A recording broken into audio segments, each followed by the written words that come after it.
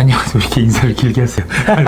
네. 안녕하세요. 안녕하세요. 네. 세계인가 소명TV 우리 최종원 팀장님의 행복을 찾아서 네. 라는 방학 동안에 어떤 특별 기획 형태로서 네네. 이렇게 했습니다. 사실 저희들이 이렇게 영상 찍는 건 좀 오래간만인 것 같아요. 그렇죠? 네. 저와 함께. 왜냐면 네. 저도 너무 많이 분주했고 네, 강의 많이 네, 다니시고 서로 또 시간들이 잘 안 맞았고 그래서 네.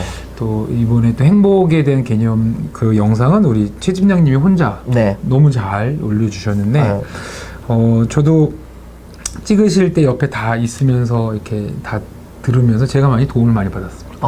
생각도 많이 하게 되고 감사합니다. 그래서 앞으로도 계속 이런 프로젝트 기획으로 계속 소개해 주시면 너무 네네. 좋을 것 같아요.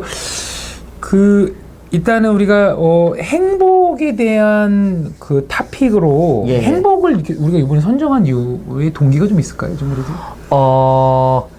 일단은 저가 어떤 연구를 하면 좋을까 했을 때 저에게 가장 많이 해당이 되는 제가 이제 20살 때 하나님 믿게 되는데 논크리스찬일 시절에도 크리스찬이 되고 나서도 그럼 사람은 어떻게 좋은가? 그리고 저는 이제 제 개인적으로 되게 일반적인 학생들이 겪지 않을 좀 강한 일들을 많이 겪었거든요, 학창 시절에.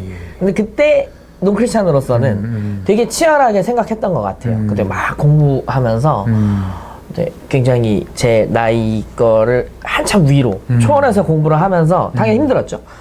도대체 이 공부가 과연 나에게 실제로 행복을 가져다 줄 수 있단 말인가? 모두가 철석까지 아무도 의심 없이 그렇다고 말을 하는데 저는 한번 생각해서 그게 아닌 것 같은 거예요. 왜냐면 지금 당장 공부를 하는 제가 너무 힘드니까.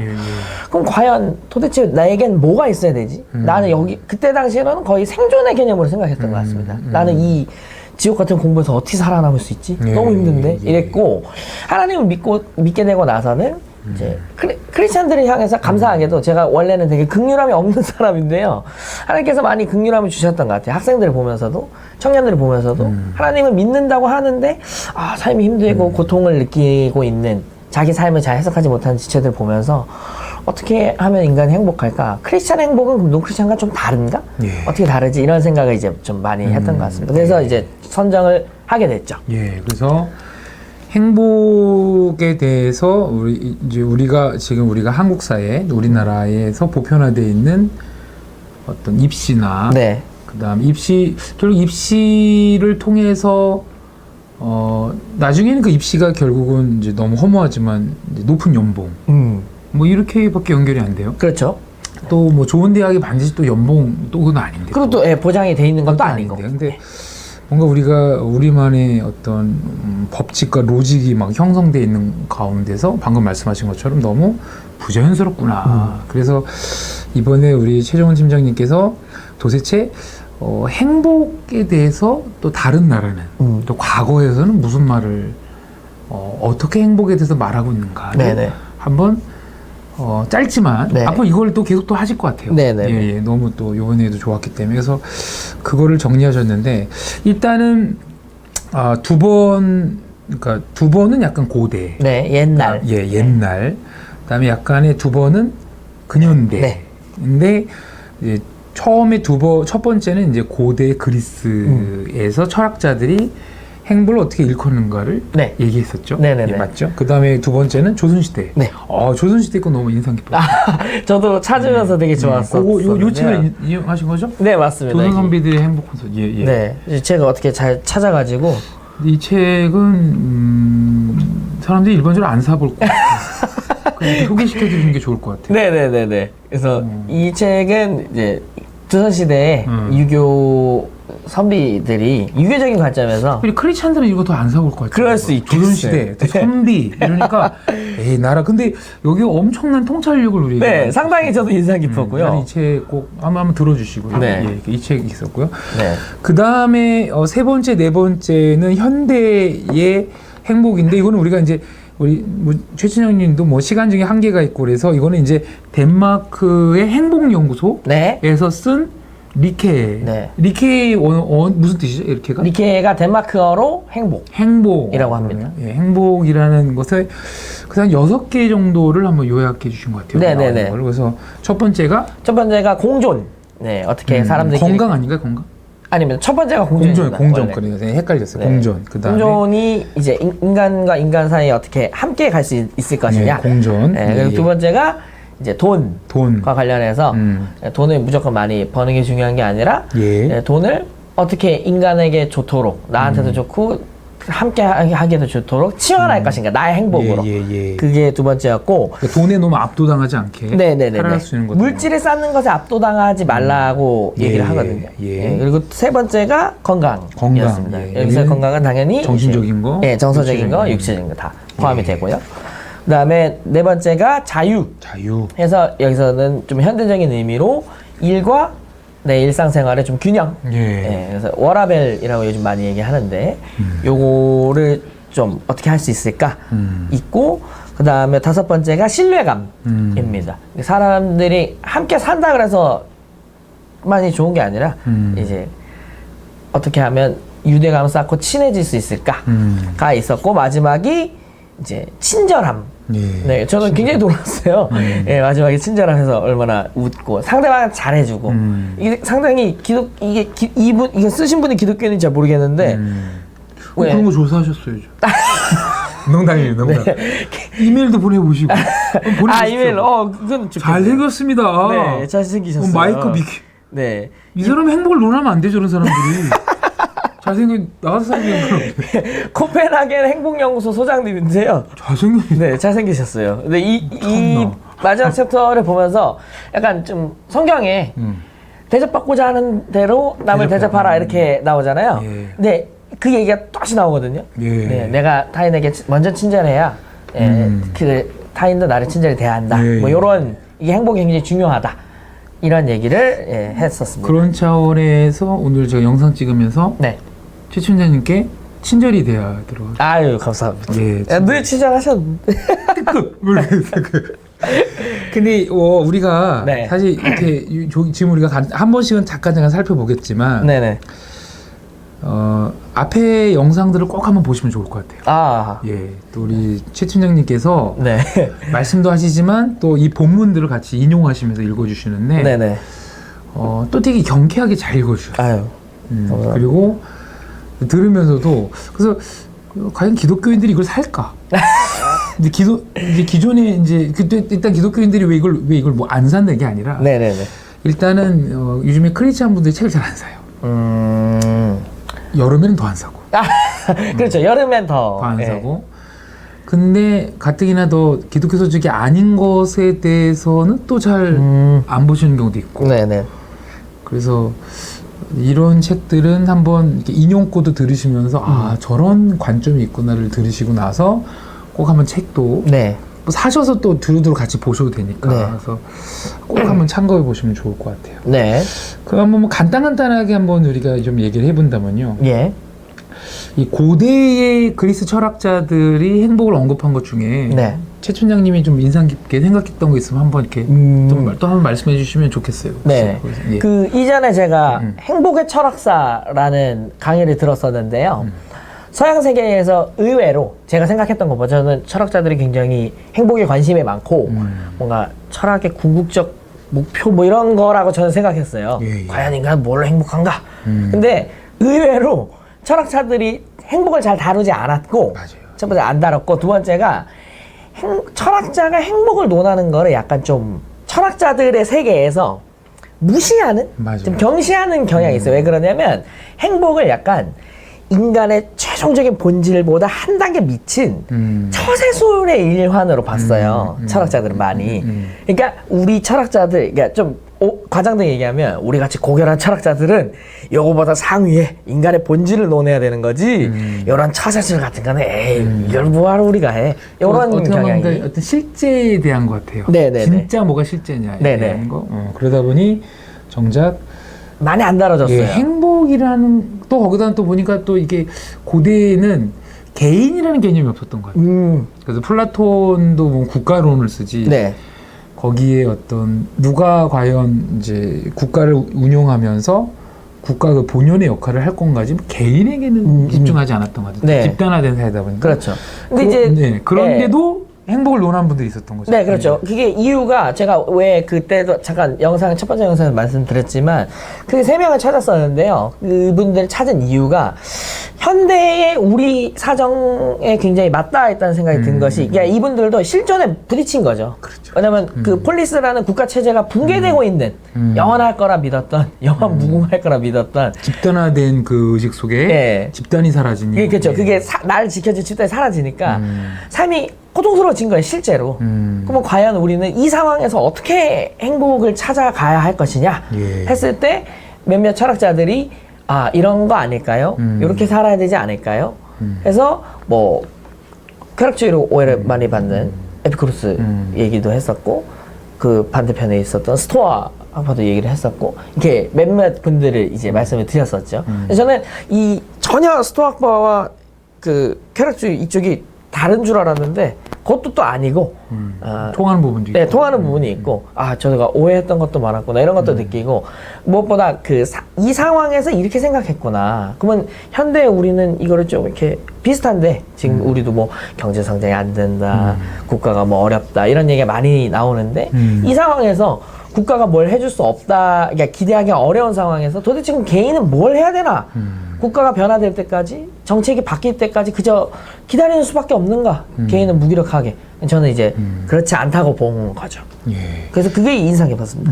그러니까 어떤 고대 폴리스라는 어떤 국가라는 강력한 네. 집단들이 제시했던 청사진이 있었는데 네네네. 어떤 인간과 삶에 대한 네. 인간보다는 어떤 삶에 대한 네. 궁극적인 어떤 당위성에 대한 근데 그것이 무너지면서 조금 더 이제 개인에게 이 개인은 또 어떻게 살아야 되는가로 오면서 이제 좀 그런 행복을 얘기하기에 적합한 철학들이 좀 나왔던 것처럼 네. 최근에 우리 젊은이들 사이에 어떤 뭐 행복 또는 뭐 노후 또 개인의 삶을 언급하는 맥락 속에는 또 그들을 지탱해 줄 만한 어떤 신뢰 공동체들이 지금 없다라고 볼 수 있겠네요. 네, 네. 네, 그게 다 많이 무너진 거죠. 많이 무너졌죠. 그래서 뭐 국가나 또는 지역 공동체, 또 가족 공동체, 또는 혈통 공동체, 네. 또는 교육 공동체라든지 또 심지어 친구 집단, 네. 무슨 심지어 뭐 동문 동창, 네, 네, 네. 우리 이렇게 살면 돼라는 게 좀 자기를 좀 이렇게 제시해 줄 수 있는 방향성들이 없다 보니 개인이 또 찾아야 돼. 네. 라는 맥락들도 있을 것 같다라고 제가 그 영상을 보면서 좀 느끼게 되었어요. 그래서 네. 그런 차원에서는 그러니까 개인의 행복을 논한다라는 그 순간들은 어떻게 생각하면 되게 외로운 순간 같아요. 그죠? 외롭고 또 그거를 개인이 어떻게 하든지 찾아서 또 삶을 이끌어갈 수밖에 없는 불안이 공존하고 있구나. 라는 걸 좀 역으로 좀 보게 됩니다. 그렇죠. 그러니까 예. 너무 고독할 수밖에 없는 그러니까 참 아이러니한 것 같아요. 행복이 그러니까 이제 쫓아가는 과정은 안 즐거운 거고 뭔가 이제 이미지가 그런 것 같아요. 안 즐겁고 굉장히 혼자 내 힘으로 이렇게 고독하게 막 이렇게 고생해서 찾아 나가는 거고 뭔가 행복이 뭔가 무슨 나무에 아주 높은 나무에 매달리는 열매처럼 이렇게 쟁취해서 딱 따면 그 순간 막 와 땄다, 즐겁다 이렇게 되는 느낌이 강해서 그 중간 과정에서 아 너도 힘들구나 이렇게 서로 위로도 잘 못하는 것 같고 예. 네. 그래서 좀 행복을 논한다는 것 자체는 이미 어떤 공동체적인 어떤 삶과 철학, 또 인간론, 삶은 이렇게 살아야 돼라는 것 자체가 네. 공동됨 자체가 다 무너진 걸 좀 전제할 때 네, 네. 개인의 행복론들이 더 많이 부각되는 게 아닌가를 보면서 하여튼 그걸 좀 느꼈고요. 네. 조선시대의 행복을 언급하면서는 의외로 조선시대 이분들이 또 되게 소박하고 네. 또 그 호연직이라 그럴까요? 네, 네. 패기가 있어요. 네, 그런 것 같아요. 저도 그걸 그게 가장 많이 느낀 것 같습니다. 이게 뭔가 부족해 보이고 뭔가 이렇게 많이 갖춰지지 않은데 당당하다? 예. 이렇게 부끄러워하지 않고 없음을 막 한탄하거나 이렇게 없으니까 그냥 조용히 구석에서 살아야지 이런 게 아니라 난 이래 이런 게 삶이지 좋아 이런 그래서 어떤 분이 이제 편지 쓴 거 봤더니 네네네 그냥 요 정도만 있으면 행복한 거 아니냐? 네네 그렇죠. 그죠? 무슨 옷과 겨울철 날씨 옷과 네, 뭐 속옷 하나랑 뭐 봄에 꽃놀이 볼 만한 그냥 꽃 보러 다니는 뭐 당나귀 한 마리 정도나 무슨 말 이런 거 필요 없고요. 나귀 한 마리. 그게 이제 어떤 보고. 친구가 자꾸 뭐 이렇게 재물을 축적하거나 네네네네. 뭘 막 한다는 거 소식 듣고 네. 그거를 왜 이렇게 하나 뭐 근데 그 선비가 그렇게 편지 쓰게 되는 그 선비 그다음 그 유교 사상인가요? 그럼 전제된 게? 그렇죠. 아무래도 약간 예. 공자 그렇죠. 예. 예. 그러니까 어떤 조선시대는- 인간의 도를 행하는 네네네. 도를 행하는 것이 진짜 우리 그거를 그러니까 네. 인으로서 살아가는데 적합한 것만 있으면 되는 거지. 뭐 이렇게 말아야 되냐? 예, 많이 이렇게 해야 되냐? 사실 목사님 저도 그 선비의 그 편지를 들으면서 약간 뜨끔했어요. 네. 크리스찬들이 뭐 이게 천국이 있고 영혼을 잇대어 산다는데 네네. 이 땅에 이제 천국을 도래하는 건지 마치 또 그리고 천국이 안 올 것 같은 모습 속에서 계속 축척 우리가 해나가야 되고 네네네. 쫓김을 보는 그런 또 이 사례들도 많이 보니까 보면서 네네네. 야 좀 부끄럽다 이런 건 했는데 성경에도 비슷한 사례들이 종종 있는 것 같아요. 이렇게 뭔가 축적하고 쌓을 때 이제 뭔가 예수님 말씀이 이제 뭐 야 산에 뭐 이렇게 새들 하늘 나는 새도 다 먹이시는데 먹이시는데 너무 걱정 약간 이런 투에 그렇죠. 그의 나라 그 일을 먼저 구하고 이런 투의 말씀을 계속 하시잖아요. 근데 저는 좀 그런 생각이 났고 사실 이 책에서 언급하는 게 되게 많은데 다는 소개를 못 드렸었는데 지금 이렇게 시간이 됐으니까 저는 개인적으로 되게 많이 좀 이 조선시대가 어땠는지 모르겠지만 부러웠던 게 자연에 대한 부분이었어요. 여기 보면 수신이라는 왜 수신제가 치국 평천하라는 옛말이 있잖아요.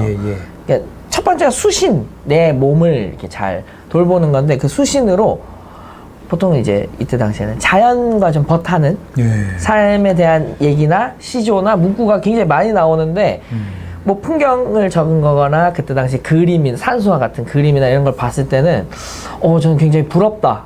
이렇게 자연을 쉽게 버탈 수 있는 지금 저희 도시화된 이 환경 가운데서는 좀 상상하기 어려운 환경이 있었구나 이때 당시에 우리나라에.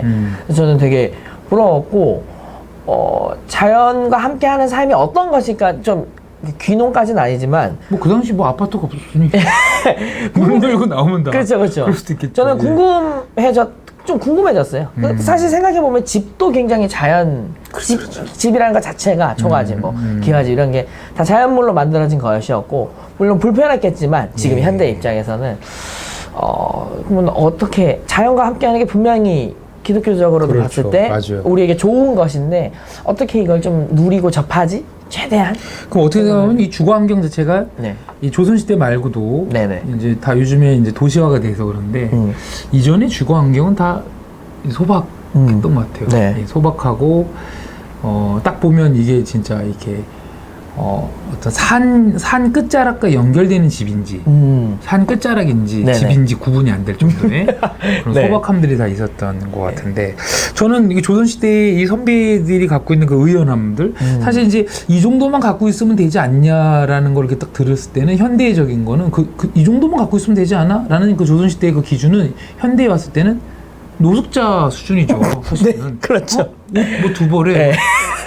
그렇죠? 네. 그렇지 않습니까? 맞아요. 우리 사실 이거 보면 또 황당해요. 네. 쉽게 말하면 패딩 하나로 버티라, 뭐 약간 이런 그럼 얘기인 어떻게 건데. 살라는 말이에요, 그거를 그죠? 그러나 그거를 좀 발견했어요. 아 이들이 이게 뭐 도사상이 좀 공자인지 네네. 제가 사실 그냥 문외한이 잘 모릅니다. 죄송합니다. 근데 이 선비들이 갖고 있는 어떤 정신 세계에 뭔가를 중히 여기다 보니. 어떤 물질의 축적 자체가 이렇게 중요한 게 아니지 않냐. 그리고 또 자연도 이 정신 세계를 더 풍성하게 만드는 방식이 일환으로서의 정신 세계가 네네네. 자연과 만나면 있다면 기독교인들이야말로 더 어떤 하나님과 또 성령과 또 거룩한 가치와 네. 또 이 땅에서 우리가 살아가야 될 어떤 삶의 어떤 거룩한 삶의 길들이 있는데 그죠? 근데 그렇다면 어떤 물질적인 행복감이 우리가 더 초연할 수 있지 않을까라고 하는데 왜 우리는 또 그게 부자연스럽게 됐나라고 했다면 어쩌면 지금 이 시대가 이 당시에는 그랬던 것 같아요. 예를 들면 뭐 우리가 중세에도 돈 자체를 되게 터부시했잖아요. 네. 과거에는요. 네네네. 정신세계가 중요했기 때문에. 네. 그게 이제 무슨 르네상스로 들어오면서 피렌체 메디치 가문 같은 게 또 금융업이었고 이러면서 네. 뭔가 이게 돈 자체가 또 하나님의 축복이 될 수 있다. 라는 어떤 사상들이 바뀌면서 거기서 뭐 자본 축적된다라는 뭐 여러 가지 이론들이 나오기도 하고 뭐 이랬던 건데 과거에는 참 정신세계 자체로 이렇게 물질을 축적하고 이런 분들을 향해 약간 좀 이렇게 하대하는 분위기도 있던 것 같아요. 그래서 막 돈을 모으면서 좀 숨어서 모으고 드러내지 않고 있지만 없는 척하고 약간 이런 게 있는데 지금은 전반적인 시대가 그런 시대가 아니다 보니 역전이 된 게 아닌가. 그런 것 같아요. 그렇죠. 돈을 자랑하는 문화가 왜 미국에서 보통 시작이 된다고 하잖아요. 미국 자본주의가 이제 이거 왜 숨겨? 그렇죠. 그래서 제가 힙합 좋아하는데 이제 대표적으로 그 쇼미더머니 래퍼들이 다 이렇게 막 인스타그램에 그게 한때 지금도 유행하나? 유행했거든요. 그러니까 우리나라로 치면 5만 원짜리 뭉치 뭐 이렇게 묶여 있는 거 있잖아요. 그거를 이렇게 귀에다 대고 막 전화하듯이 귀에다 대고 셀카를 찍는 거예요. 인스타그램에 인증샷 올리고 그런 게 되게 유행했거든요. 그러니까 돈 많다 이 얘기인 건데 그게 약간 미국의 그런 어떤 그런 돈 또 뭐 물론 래퍼의 문화는 조금 뭐 다를 수 있겠습니다. 거기에서 약간 저항 개념에서 나온 것도 있고 비꼬는 것도 있고 뭐 여러 가지 있겠지만 참 정신 세계가 풍요롭고 더 중요하게 여기는 시대에 이게 막 재물을 축적하는 친구들한테 그렇게 하지 마라. 가 오늘날 편지까지 남은 시대가 됐는데 오늘은 좀 약간 역전된 것 같은 씁쓸함도 있으면서 기독교가 이 어떤 조선시대 선비의 정신과 똑같은 신앙은 아니지만 정신세계는 아니지만 또 우리야말로 더 그렇게 해나갈 수 있는 여지가 있는데 왜 우리가 너무 걸 놓친 게 아닌가 이런 좀 생각을 하면 그들이 좀 호연지기를 봤던 것 같아요. 그리고 또 이 책에서 인상 깊었던 거는 저는 유교 사상 하면은 좀 절제? 이렇게 특히 감정적인 부분에서 그런 게 굉장히 강조돼서 이분들은 참 삶이 답답했겠다 이렇게 생각했는데 마지막 챕터가 삶과 죽음이거든요. 근데 마지막 챕터에 보면 뭐 며느리 홀로 된 며느리를 위한 편지라든지 이런 뭐 누구 부모님이 돌아가시거나 친했던 친구가 죽음했을 때 뭐 편지를 쓰고 임하는 자세를 보면 안 그런 것 같아요. 표현을 굉장히 애통하고 슬퍼하고 위로하고 이런 표현을 굉장히 적나라하게 어찌 보면 강하게 표현을 하더라고요. 그래서 이분들 감정 앞에서 또 이게 막 아닌 척하고 그러니까 우리가 어쩌면 조선시대면 너무 경직됐다 그러는데 안 그러더라고요. 어쩌면 더 현대인들이 이렇게 우리의 어떤 이게 자연스럽게 감성의 발산이 우리가 어떤 매개체를 통해 다 되잖아요. SNS라든지 핸드폰이라든지 기쁘면 이들은 그걸 언어로 표현할 수 있는데 그게 자기 말로 그냥 하면 되는 거예요. 기쁘면 이제 셀카를 찍어야 돼요. 그죠? 그리고 뭐 이모티콘을 날려야 되고 뭐 이런 상황이다 보니 우리가 생각하는 것 이상으로 더 섬세한 감정의 결, 또 삶의 풍요, 어떤 뭐랄까 어떤 풍미, 그다음에 웃음, 해악 이런 게 더 있는 것 같다는 생각이 좀 그 영상을 보면서도 하게 돼요. 저도 생각을 많이 하게 되었습니다. 우리가 너무 지금 살아간 이 패턴이 전부인년 생각하는 것들에 대해서 아무튼 조선시대의 그들의 호연지기를 보면서 좀 많이 좀 생각하게 되었고요. 그 다음에 이제 덴마크의 행복 니케라는 책에 우리 6개를 다 언급할 수는 없고요. 근데 제가 이제 뭐 보세요. 공전, 그 다음에 신뢰, 공존, 뭐 돈도 나오잖아요. 돈, 건강, 그러니까 돈에 너무 압도당하지 않게 자유, 신뢰, 친절함 이렇게 보면 여기서 공존과 신뢰와 친절함을 보면 이게 약간 공동체적인 그죠? 함께 살아가는 것. 같이. 실제로 좀 이렇게 행복에 대한 부분들을 찾다 보시다 보니 또 이런 공동체와 함께 더불어가는 삶에 대한 언급들이 좀 많이 있었나요? 제가 서점에서 찾아보면 행복론에 관련된 책이 크게는 세 부류, 두 부류 이렇게 있어요. 그러니까 첫 번째가 정서적인 이게 마음을 어떻게 다스려야 되고 심리학적인 그런 책이 많은데 이 책들은 어쩔 수 없이 심리적인 내용을 많이 담고 있다 보니까 개인이 그러니까 공동체가 아니라 개인이 어떻게 좀 내 마음을 이렇게 상처를 안 받으려면 상처를 어떻게 좀 회복하려면 이런 쪽으로 많고 여기서 이제 한 걸음 조금 나아가면 타인과 어떻게 건강하게 대화할까. 예, 요 정도의 내용이거든요. 근데 이제 반대쪽 부류는 이제 요런 어떻게 사람이 인간이 어떤 존재고 사회는 어떻게 돼 있고 그 사회 속에 살아가는 인간이 어떻게 해야 되는가를 봤을 때 거의 빼놓지 않고 나왔던 것 같아요. 인간은 뭐 결론적으로서 어떻게 행복한가 아주 물질주의적으로 행복을 정의한 책이 있었거든요. 제가 본 것 중에 아주 극단적으로 행복이 뭐냐? 좋아하는 사람과 맛있는 거 먹고 네 그리고 이제 그 성적으로도 그런 거 없어 즐기고 근데 거기서도 그런 책에서마저도 강조하는 게 신뢰하는 사람과 좋아하는 사람과 나에게 좋은 사람과 좋은 사람들과 함께 그러니까 거의 빼놓지 않고 나오는 것 같아요. 인간이 행복하기 위해서는 친밀함, 신뢰감, 연대의식 이런 것은 인간에게 있어서는 거의 빼놓지 않고 다 행복을 정의할 때 나왔던 키워드였습니다. 하나님의 형상이라는 그 어떤 그 단어 속에는 네네. 신학적으로 그래서 관계성에 대한 게 담겨 있기 때문에 네네. 이 넌크리스찬들이 행복을 정의하는 그 맥락 속에서도 하나님의 그 형상의 관계성적인 부분들을 이들이 읽어낸 것 같아요. 네. 그래서 사람은 아까 말씀했던 행복에 어떻게 보면 뭐 우리가 너무 단편한 큰 부류가 두 부류인 것 같은데 그러면 어떻게 하면 혼자 행복감을 유지할 수 있을까? 그래서 상처받지 않고 네. 그러면서 또 어떻게 또 완전 관계를 안 맺을 수 없으니 상처받지 않은 차원에서 어떻게 관계를 맺는 게 소극적인 관계 맺기죠. 네, 그렇죠. 근데 이제 한 축은 아니다. 개인이 홀로 절대 혼자 행복할 수 없기 때문에 신뢰가 가고 친밀하고 함께 만날 수 있는 사람과 함께 살아가야 된다. 라는 크게 이게 좀 양분되는 거예요. 네네네. 그렇죠. 기독교 쪽에서는 약간 어떻게 생각하세요? 최주장님 어떻게 생각하세요? 전 최근에 이렇게 우리 교회 현상들을 보면 교회는 약간 전자 쪽이 아닌가. 그러니까 내가 어떻게 행복감을 유지할 것이냐. 그래서 기도하고 말씀 보고 찬양 드리면서 뭐 은혜 받는 거는 많이 생각은 하는데 그 다음에 이 받은 은혜를 교회 친구 만나면서 떨어뜨리지 않고 얼마나 풍성히 나눌 것이냐. 아니 그건 두 번째고. 그건 두 번째가. 왜냐면 얘가 내 은혜를 갉아먹지 않고 얼마나 조심할 거냐. 약간 그런 것 같아요. 그래서 한국까지 집에 가고 이해됐습니다. 말 걸리면 죄송합니다. 지금 제가 은혜 받고 이미 충만하니 좀 건드지 마세요. 약간 이런 모습도 꽤 있지 않습니까? 사실? 맞아요. 그죠? 맞아요.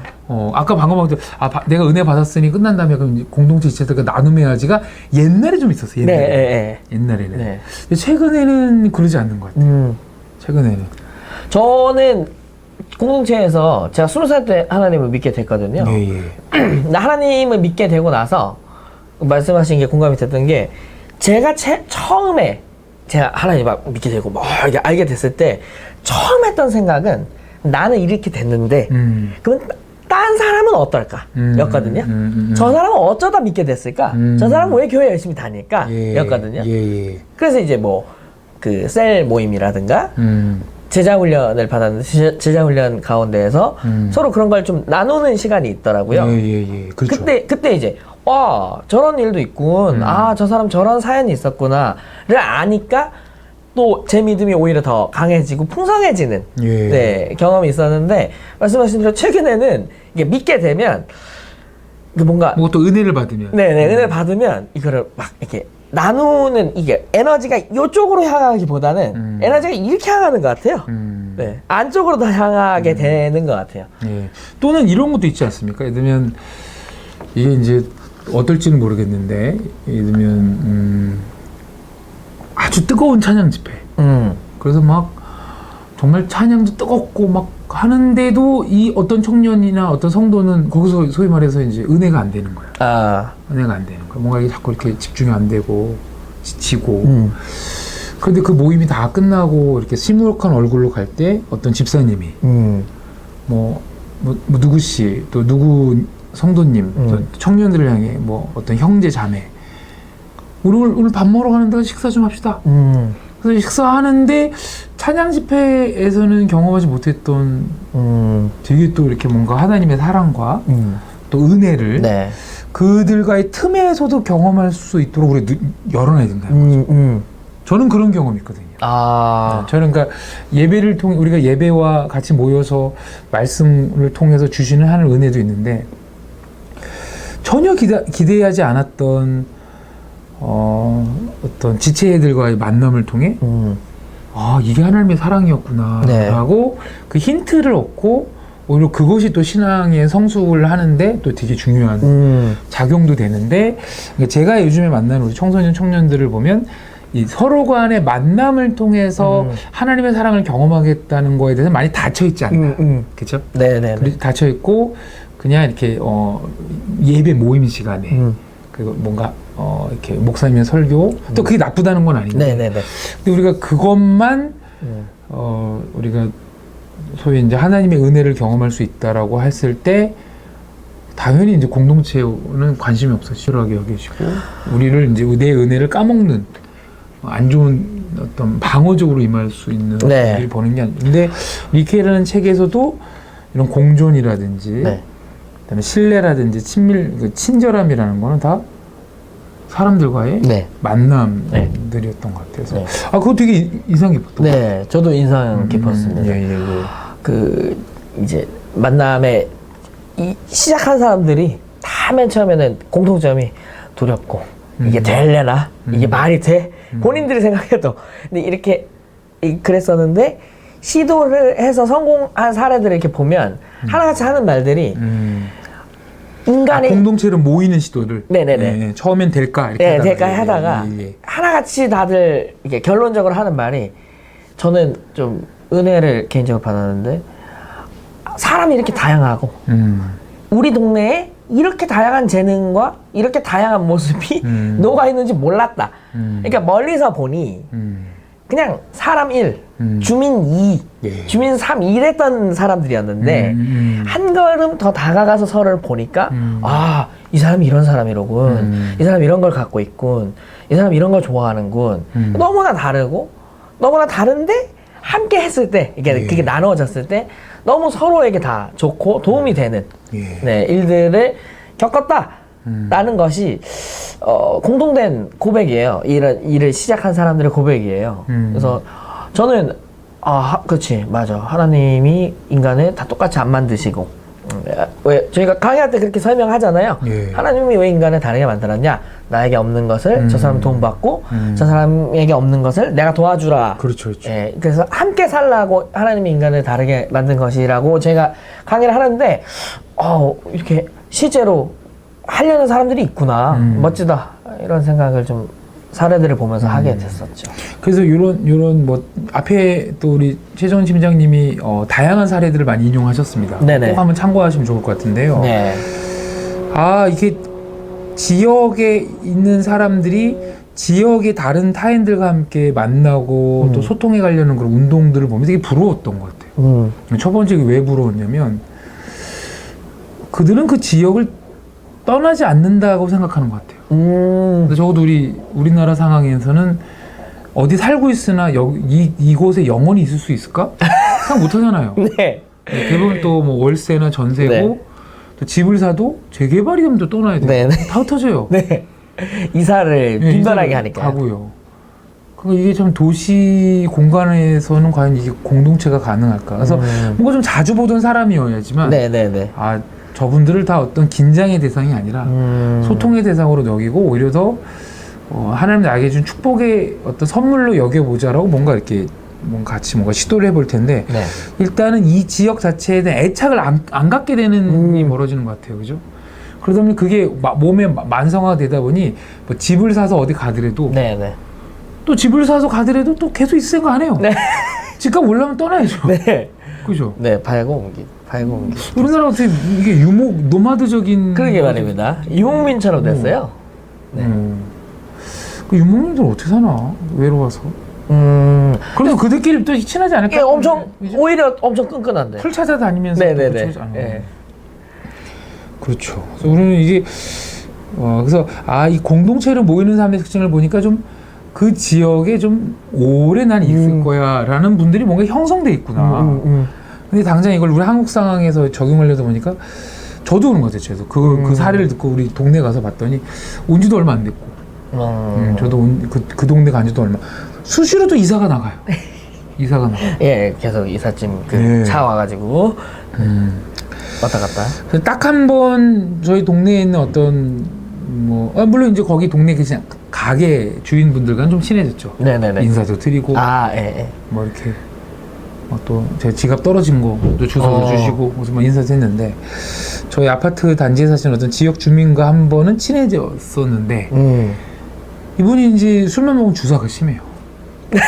저한테 막 전화번호 묻더니 새벽에 막 이상한 문자 보내고 막 이래서 그리고 막 밤에 만났더니 막 하여튼 되게 좀 힘든 일을 몇 번 겪었습니다. 그래서 그럼 좀 무서워요 좀. 그래서 이 용기 내서 한번 다가갔다가 완전 또 되게 좀 이상한 일만 겪었네라고 좀. 이런 경우가 이제 아까 신뢰감이란 얘기가 키워드에 나왔는데 이런 일이 겪다 보면 이게 신뢰감 형성이 어려워지죠. 동네에 그분과 둘이 이렇게 있으면 둘만 있지 말고 여럿이 있으면 이분이 좀 실수하면 또 여럿이 자네 그러면 안 되네 이렇게 해야 되는데 어느 순간 이 둘의 문제가 되는 거예요. 둘의 문제가.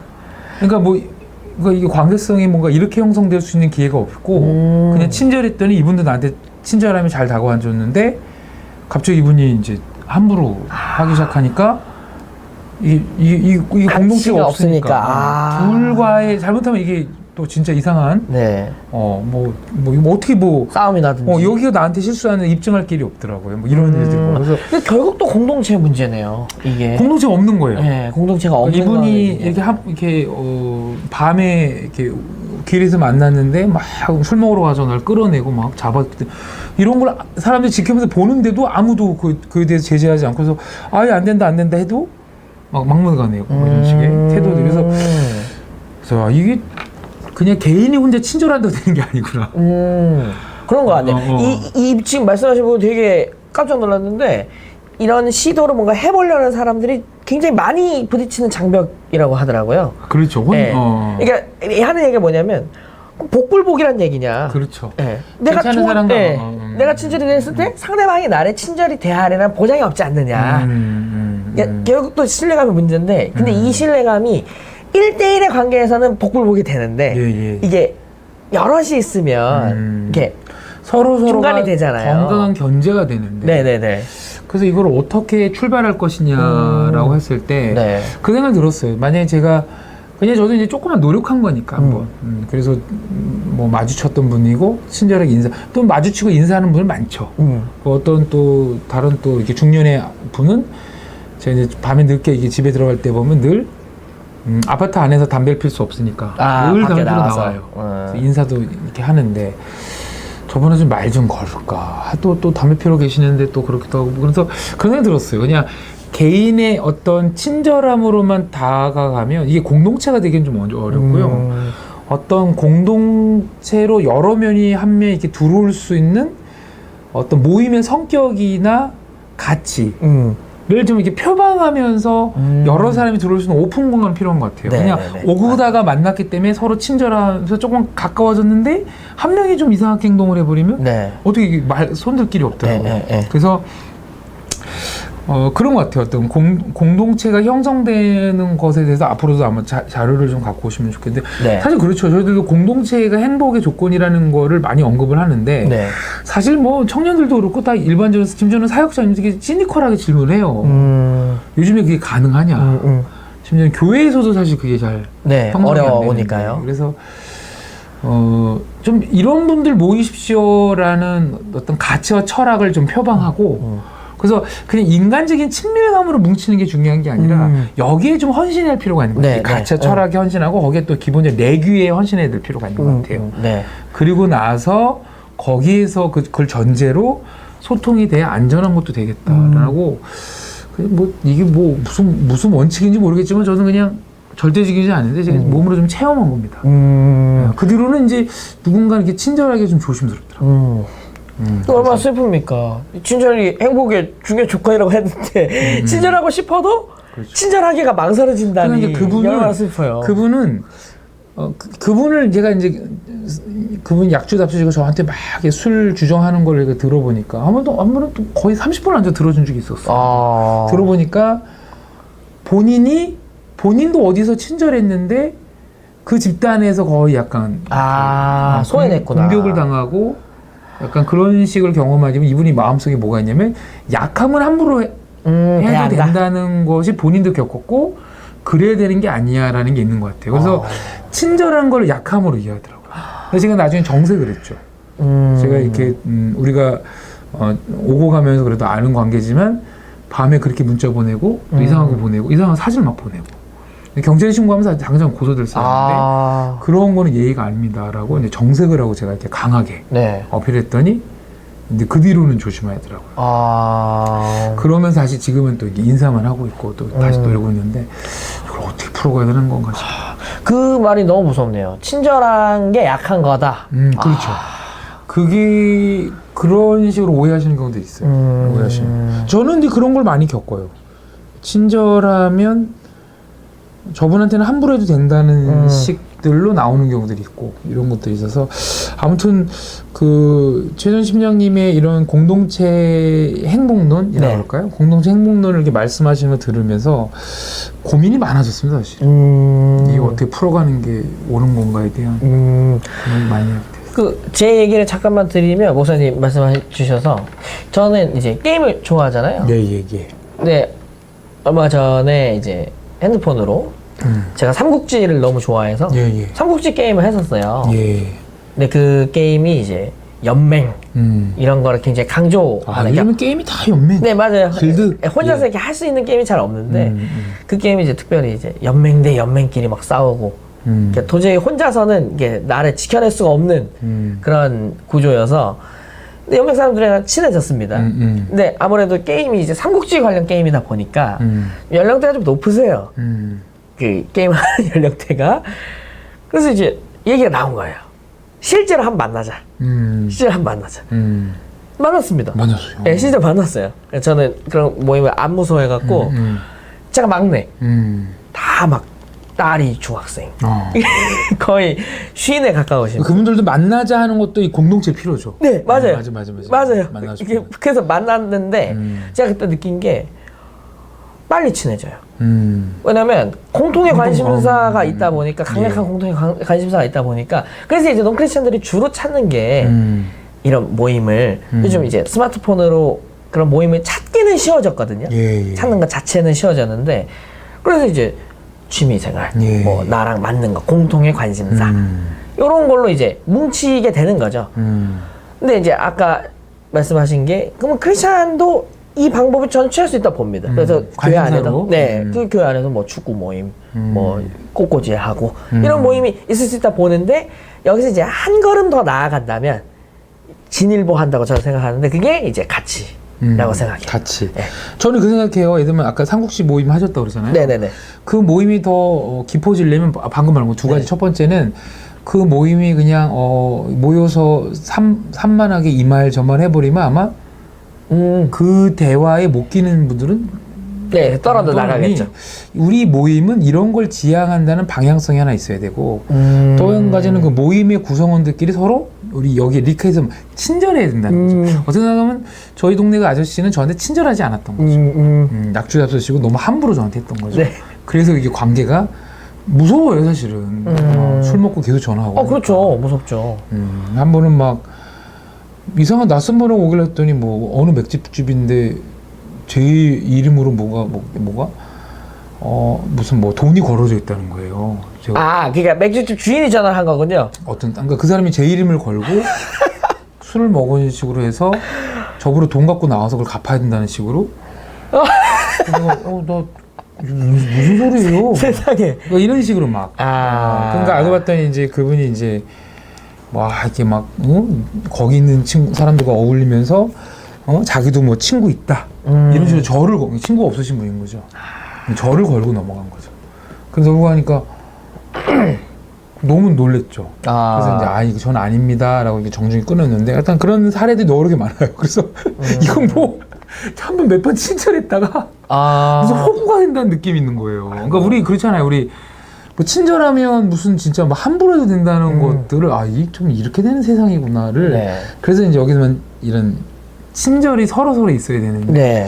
가치와 친절이 있어야 공동체는 형성되더라. 방향, 지향점과 친절이 있어야 네. 같이 형성되더라. 그래서 그런 것들이 필요한 것 같습니다. 그래서 최근에 저도 이제 이런 강의할 때 행복론 얘기할 때 공동체에 대한 얘기를 많이 하는데 질문들이 많아요. 어떻게 그럼 공동체가 형성될 수 있느냐. 요거 얘기만 한마디만 하면 또 한마디 하고 네. 공동체가 어떻게 형성될까요? 이게 진짜 물론 이제 거기에다가 이제 성녀의 역사입니다. 그럼 더 이상 우리 할 말은 없고 네, 그렇죠. 기도해야죠. 예, 할 말은 없는데 할 말이 없죠. 이게 약간 좀 닭이 먼저 계란이 먼저냐 이런 문제인 것 같은데 신뢰감이 있어야지 친절이 될 수 있나요? 친절해야지 신뢰감이 형성되는 건가요? 이런 얘기를 많이 물으시더라고요. 그러니까 어느 게 먼저 선행되냐. 저는 생각을 했을 때 그 말을 듣고 생각했을 때 케이스 바이 케이스라는 생각이 들었거든요. 이게 이렇게 해서 신뢰감이 형성되기도 하고 신뢰감이 있어야 친절이 돼서 근데 확실한 건 선순환은 맞는 것 같아요. 네, 친절함을 통해 신뢰감이 형성되고 신뢰감이 형성되면 더 친절해지고 또 친절함이 신뢰감 형성하고 이게 선순환의 구조에 있는 거는 저는 맞는 것 어쩌면 같은데 여기서 말하는 친절함이 그냥 이렇게 예의 바름보다는 네네네. 존중이네요. 네, 존중, 상대를 향한 존중, 아낌, 네. 네, 그리고 정중함 네네네. 이런 거네요, 그렇죠. 그리고 이제 문제는 이게 어려움은 그러면 존중받았다는 느낌을 뭘로 느낄 거냐. 그러니까 근데 이게 사람마다 좀 다를 수 있다는 생각은 들어요. 그리고 이제 특별히 사람의 어떤 정서적인 상태에 따라서 존중을 해도 존중을 못 느끼는 경우도 있고. 그래서 저는 그 해답을 가치에 동의하는 사람 몇수로부터 시작이 돼서 공동체가 점점 넓어지는. 그러니까 저는 무엇보다 이 가치가 되게 분명하고 명확하고 또 세 번째가 도움이 좀 돼야 되는 것 같아요. 예. 사람들한테 이 가치가 좋은 거로군. 내 삶에 실제로 도움이 되는 가치야. 근데 그 가치가 무슨 막 세계 평화 이렇게 너무 높고 엄청날 필요는 저는 없는 것 같고요. 근데 이 가치에 동의가 되는 나 혼자가 아니라 이제 이 사람, 저 사람, 요 사람 이게 있으면 이 가치가 소중하기 때문에 서로를 자연스럽게 좀 존중하는 분위기가 형성이 되는 것 같더라고요. 사실 이 가치에 동의해야 이제 공동체가 세워진다는 게 이게 이제 우리 그 캠퍼스 선교단체들이 갖고 있는 운동론을 많이 언급할 때 그냥 외모이냐 라고 했을 때 너무 중구난방 이 모임의 어떤 방향성과 지향성이 다르면 결국은 쪼개진다는 거고 또 쪼개질 필요가 있고요. 그러니까 명확한 방향성이 있고 그 방향성에 동의하는 이들이 모여야 되고 그 모이면서 결국은 내규라는 게 뭐냐면 이제 함부로 하는 자들에 대해서는 그래도 이렇게 좀 공동체 건면도 하고 훈련도 하고 그러면서 같이 안고 가는 그런 것들도 공동체가 형성되는데 되게 중요한 것 같아요. 그래서 그래야 공존이 되고 아까 리키에서 말하는 공존, 신뢰, 뭐 친밀감은 친절함은 뭐 친절함으로 신뢰와 친절함을 통해서 공존해 간다 이렇게 풀어갈 수도 있는 거고 그래서 그러면 안 돼. 저는 그거와 더불어 이 스타트를 누가 할 거냐라는 그 스타트를 해주는 약간 바보가 필요한 것 같아요. 바보. 뭐 상처받을 각오하고. 그래서 우리 혹시 뭐 봄이 왔는데 우리 이제 산으로 혹시 아름다운 꽃 찍으러 갈 사람, 사진 찍을 사람 한번 모여볼까? 이렇게 해야죠. 그럼 이제 하면 사람들은 중요한 그래 나도 갈게 하면서 이렇게 하면서 거기서 막 또 신뢰도 형성되고 친밀도 형성되면서 공존되면서 너무 좋다가 형성됐는데 어떤 사람은 이렇게 바쁜데 무슨 사진이야? 라는 비난도 오고 그럴 때 아무것도 하지 않게 자꾸 이렇게 모이려고 하는 자꾸 만나자라고 하는 좀 바보 역할 해줄 사람 필요한 것 같아요. 근데 옛날에는 우리 선배들이 그 역할을 했던 것 같아요. 약간 장승 같다 그럴까요? 이렇게 서 있는 거예요, 계속. 그렇죠. 서 있어주고. 이렇게 있어주는 거예요. 예배 마치면 그런 거 있잖아요. 예배 마치면 빨리 가려울 때 밥 먹고 가요. 제가 오늘 오늘 진짜 맛있는 오늘 진짜 맛있는 거 나왔는데 그럼 먹고 가요. 그러면 어때는 짜증나요, 사실은. 그렇죠. 그럴 수 있죠. 내가 그런 걸 못 먹어서 이렇게 되는 줄 아냐고. 그럼 아니든 그냥 좀 먹고 가면 안 되나? 뭐 이러면 정말 이 사람은 정말 내가 이번만 먹고 당신과 이제 안 사귄다. 약간 속으로. 네. 그럼 먹는데 좋아. 네. 그럼 진짜 좋아. 네. 먹으면서 또 옆에서 어울리면서 네. 이게 뭐지? 단순히 이게 밥만 마시는 게 아니라 네. 좋다. 네. 그러니까 맛있는 음식에 혀로 느끼고 그게 전부가 아니라 함께 먹는. 네. 같이 있고 얼굴 웃고 뭐 이런 웃고, 거. 대화하고 그런 거를 하면서 저 좋다. 이거를 하기 위해서는 앞에 누가 해줘야 돼요. 네. 근데 이제 좀 식사하고 가요. 그러는데 제가 바쁘고 그만 알겠어요. 그리고 너무 이렇게 젠틀해지지 않아요. 네. 이게 젠틀함을 가장한 뭐랄까요? 거리두기라고 해야 되나요? 차가운. 그러면 이제 그럴 수 있죠. 밥 먹고 가요. 너무 바빠. 그럼 오늘은 가요. 그 다음에 또 물어봐야죠. 먹고 가요. 먹고. 오늘도 바빠요. 또 그다음 무거운데 한 번에 딱 안 되면 또 안 물 거죠? 가세요. 약간 이런 식으로 돼버리면 네네네. 누군가가 그걸 해줘야 되지 않나. 네. 그 젠틀이라는 영어 단어가요. 온화함이라는 의미를 같이 담고 있단 말이죠. 그러니까 원래 젠틀함은 굉장히 따뜻한 이미지인데 현대 도시적인 의미로 와서는 젠틀함이 굉장히 거리두기. 그렇죠. 그러니까 그거를 쿨하다고 얘기하는 것 같아요. 그러니까 이제 안 먹을 거지? 오케이. 안 물어봐. 나도 안 물어봐. 지저분하게 막 얽히지 않고. 예, 그렇죠. 근데 사실 정이라는 거는 저는 훈훈하고 따뜻함은 어느 정도는 끈끈이 같은 저는 작용이 있다고 보거든요.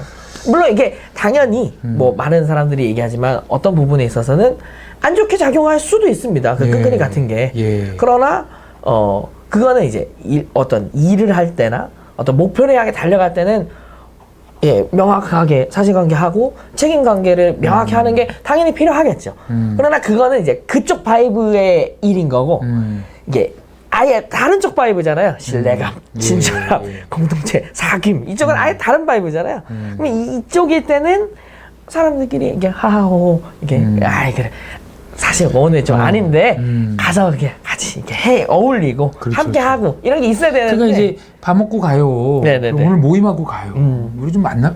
오늘 우리 모임 생일 축하니까 있단 말이야. 와요 빨리. 막 좀 어디에요? 뭐 이런 사람들이 약간은 엄마 역할이죠. 사실 우리 엄마들이 그러지 않습니까? 네네네. 엄마 나 늦었어. 한 숟가락 먹어, 한 숟가락. 네. 그죠? 엄마 싫어. 한 숟가락 먹어봐. 먹더니 맛있어. 그럼 뭐 두세 끗에 먹으면서 막 그러면서 근데 이 공동체는 누군가가 엄마 역할 그러니까 워낙 공동체는 불필요하고 공동체로 안 지내고 홀로 자기의 효율성과 능력과 완벽함으로 추구해야 되라는 도시성이 우리를 이렇게 감싸다 보니 그게 아니야라고 좀 이렇게 미워할 수 없는 그 비집고 들어오는 아름다운 바보 역할. 좀 가면 내가 서운해서 어떻게 뭐 이런 거 있잖아요. 그런 거. 그럼 왜 나를 왜? 그래서 진짜 이런 게 있어요. 여자 리더는 남자 멤버가 이러면 여자 리더가 좀 있자고 남자 멤버도 오해해. 이런 시대예요. 이런 시대. 오해해. 그러게 말입니다. 그러니까 또 뭔가 이렇게 좀 같이 있자 그러면 뭐야? 나 이성으로 보나? 그러니까 이게 건강한 관계 맺음을 누려본 적이 없으니까 조금만 친하면 뭐 다 거의 성적으로 이해하고 오빠 리더가 또 우리 막 그냥 맨날 가려는 그 멤버 자매한테도 오늘 있자해도 뭐야? 막 부담스러워하거나. 그래? 왜 이렇게 사람이? 나도 잘해줘. 뭐야? 어머 웬일이냐? 그래서 막 친구들한테 문자하는 거야. 오빠 오늘도 나 모임하자. 그랬다? 그러니까 이 리더 오빠도 어느 순간 소문 나니까 이거 그냥 난 리더로서 잡은 건데 나를 오해하나? 뭐 갑자기 오늘 또 잘못하면 정선이 보자 그러는 거예요. 좋아하는 거야? 아니죠.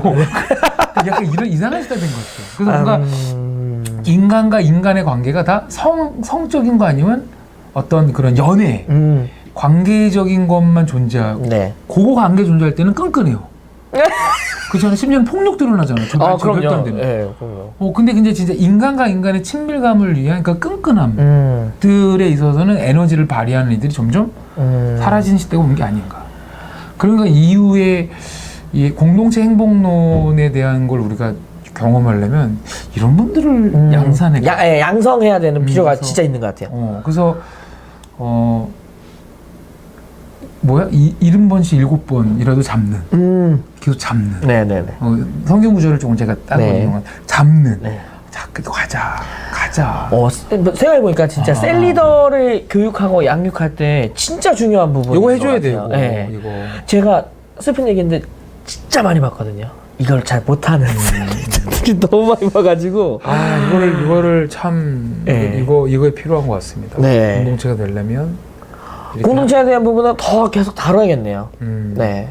저도 계속 고민하고 사례를 찾으면서 도대체 어떻게 공동체가 시작되고 이렇게 풍성해지는가, 안 크더라도 풍성해질 수 있는가, 유지될 수 있는가, 는 계속해서 찾아볼 필요가 있겠네요.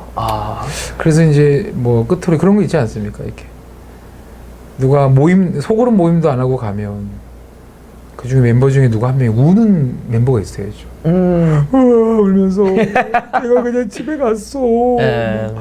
우리 보고 싶지 않나 봐. 뭐 이런 거. 그럴 때 간 사람 부담 뭐야 왜 그래? 근데 난 네가 좋은데 너랑 만나고 싶은데 네가 어떻게 빨리 와? 뭐 이런 게 좀 필요한 것 같아요. 이런 게. 근데 이게 이런 거를 얘기하면 이제 도시인이 누가 그렇게 하겠습니까? 마음의 패를 다 내비치지도 않고, 그죠? 이런 게 오늘날 우리에 있어서 공동체가 점점 사라지는 게 아닌가.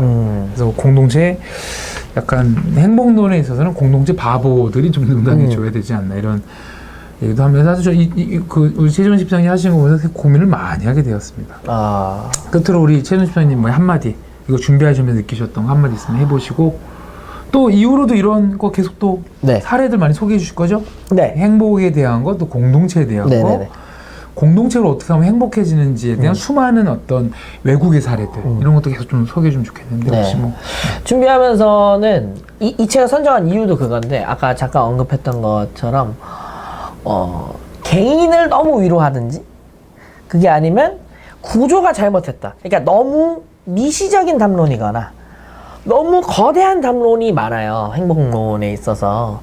근데 저는 이제 아시겠지만 제 성향이 인간은 사회구조 속에 있고 한 인간을 집단이 이렇게 뭔가 불합리한 구조가 인간을 이렇게 했을 때 인간에게는 큰 폭력으로 다가온다. 저는 이쪽에 성향이 크거든요. 그래서 제가 어렸을 때는 이쪽에 굉장히 심취했었던 것 같아요.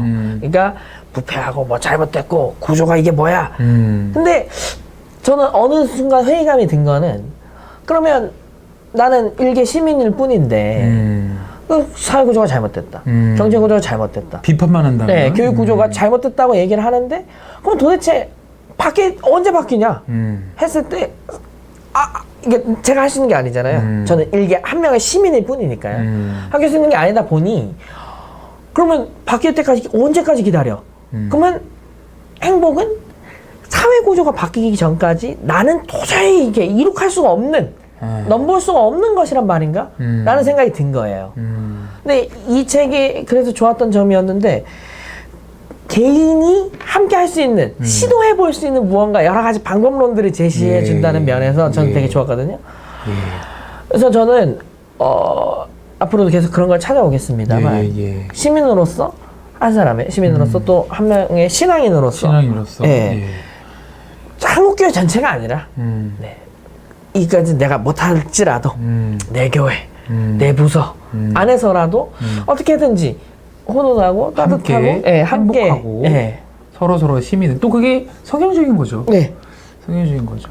그래서 아까 말한 것처럼 개인의 정서적인 평안만을 유지하는 거가 행복이 아니라 함께 우리 갈라디아서 6장 2절에 보면 서로 짐을 지어서 그리스도의 법을 성취하라는 그런 함께에 대한 사례와 관점들을 계속 좀 찾아오시면 그런 걸 되게 소망하게 된 것 같아요. 우리에게 너무 중요한 잊혀진 것들을 계속 이렇게 또 찾아주시는 역할이 아닌가 싶어요. 그런 차원에서 이번에 행복이 저도 행복에 대한 걸 공동체까지는 갈 줄 몰랐는데 이번에 찾아오신 게 또 공동체론이어서 되게 너무 좋았던 것 같습니다. 그리고 오늘 최정원 팀장님이 4번에 걸쳐서 행복을 찾아서를 했었는데 그거에 대한 우리가 종합편 내지는 또 한번 또 이렇게 모여서 수다 한번 떨어봤습니다. 앞에 것도 한번 참고해 보시고 과연 우리가 다음 세대 또는 지금 우리가 살아가는 우리들에게는 행복을 어떻게 신앙인으로서 정의를 하고 풀어가야 되는지에 대한 세계관적인 거룩한 전쟁들을 어떻게 치룰지 고민하시는데 도움이 되시는 그런 또 영상들이 되면 좋겠습니다. 너무 그동안 수고하셨고요. 이후로도 기대가 됩니다. 감사합니다. 우리 그 라프코스트의 게임과 재미이론 또 마무리도 하시고 또 가치와 문화의 수많은 컨텐츠들을 또는 행복과 공동체로 공동체로, 네. 계속 좀 찾아오셔도 좋을 것 같습니다. 네. 오늘 이렇게 마실까요? 네. 감사합니다. 예, 감사합니다.